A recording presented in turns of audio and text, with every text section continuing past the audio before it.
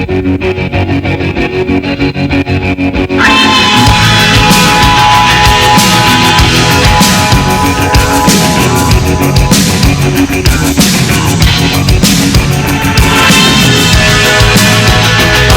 sun and the air,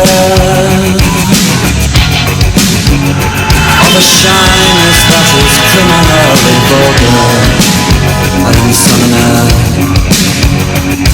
of nothing in particular. You should know, how can you say I go about things the wrong way? I am human and I need to belong, just like everybody else does.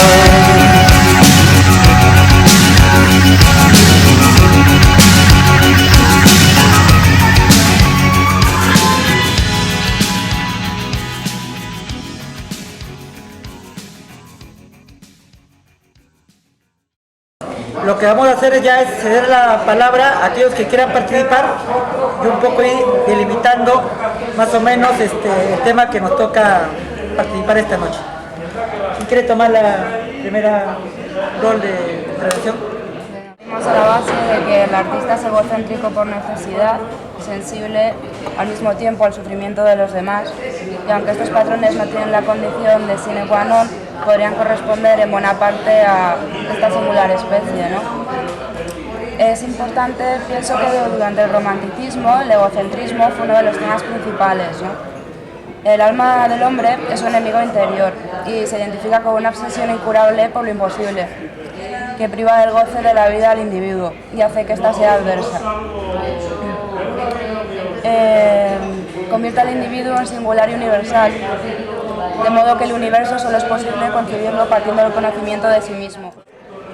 Lo que ha dicho Ángela es muy interesante, ¿no? Porque siempre ha existido el yo del autor, pero digamos como una manifestación, digamos, excesivamente egocéntrica, viene con Occidente y es totalmente, se establece como el romanticismo, porque ya es la exaltación del yo, básicamente a un nivel ya radical. Sí, pero el hedonismo yo creo que es bueno. ¿Por qué? Como autor. Porque no puedes tener una perspectiva y visión del mundo si ni siquiera te quieres a ti mismo. En general, cuando se está hablando del ego del autor es un poquito rebosado, porque realmente cuando un autor sí puede ser hedonista, pero realmente cuando se está hablando del ego se podría hablar más bien de un hedonismo onanista hacia el propio yo, o sea, gente que disfruta del placer de su propia realización y no tanto de la realización de los demás.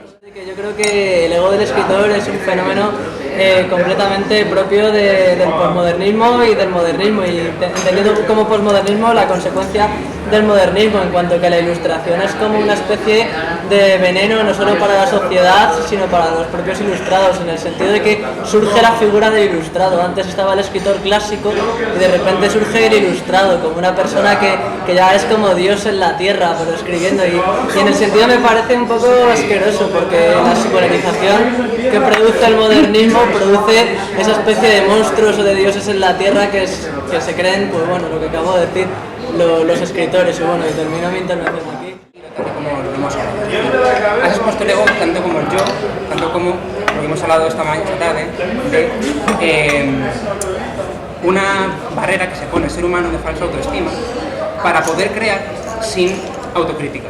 Es decir, para poder pensar que puede crear sin que el mundo exterior vaya a derrumbar esa creación.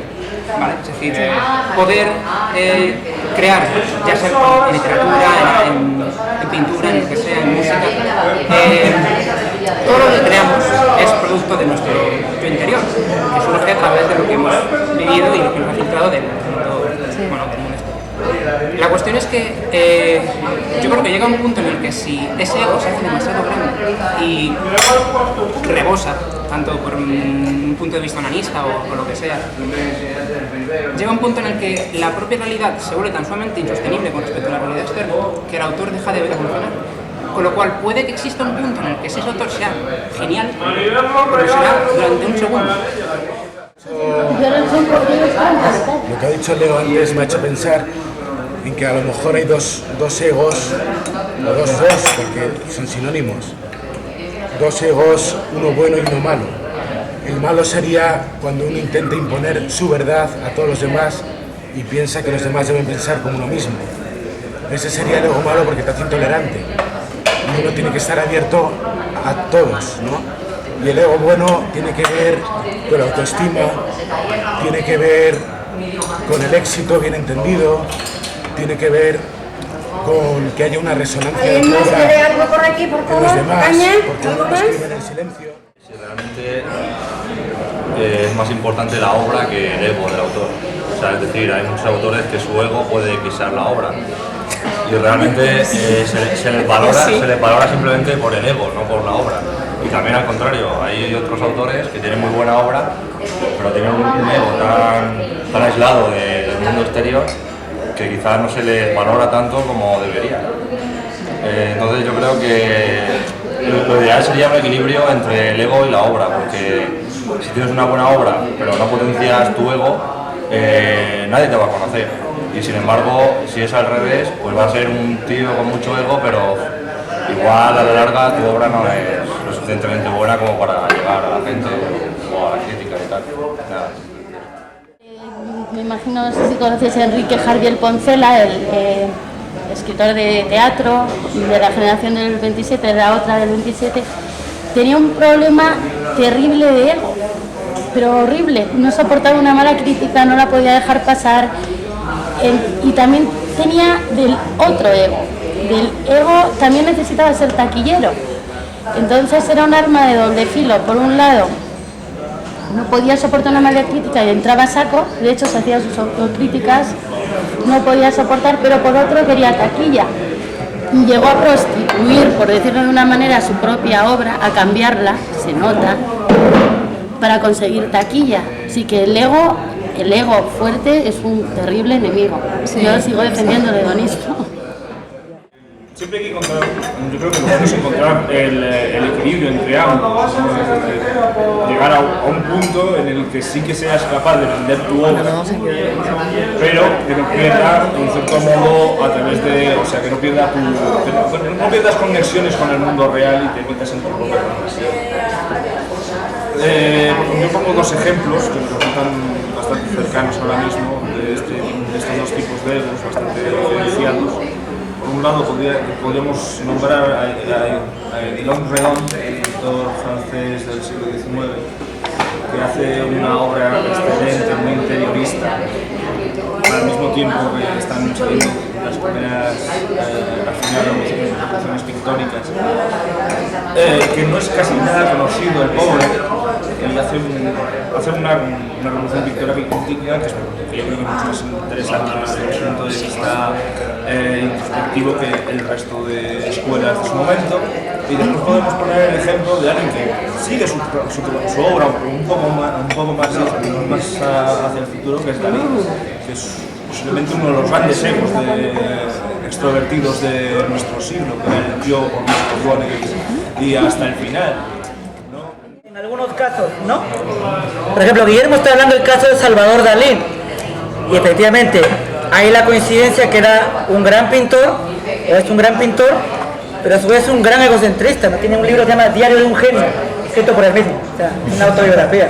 O sea, claro, pero en él, es una digamos, fotografía totalmente oligofrénica, que no tiene nada que ver con la realidad. Bueno, ya esto no interesa, lo que sí te interesa en cuanto a ego y a cuanto a tus proyecciones y lo que escribes que eres tú cuando sabes perfectamente que no es así, eso sí que es ego. Sí, pero estamos ahí entrando a la valoración de la obra y yo quería más señalar el fenómeno de cómo un artista que es reconocido como artista plástico, él mismo se reconoce como que no tiene que esperar el reconocimiento de la otra persona y él mismo se autodefine así y lo hace incluso con una publicación. Ahora, ¿es válido o no es válido? En el caso de él, ¿no? Ahora, también existió el otro gran pintor, ¿no? Que es Pablo Picasso, que también era súper recontra egocentrista y él se sabía un genio, además se molestaba cuando no le decían que era un genio. ¿Cuál es la diferencia? Que uno, entre comillas, era más apolítico, estaba vendido a la alta burguesía y el otro era el Partido Comunista. Esa es la diferencia, pero en el fondo no es el mismo casi el mismo fenómeno en sentido del fondo del tema.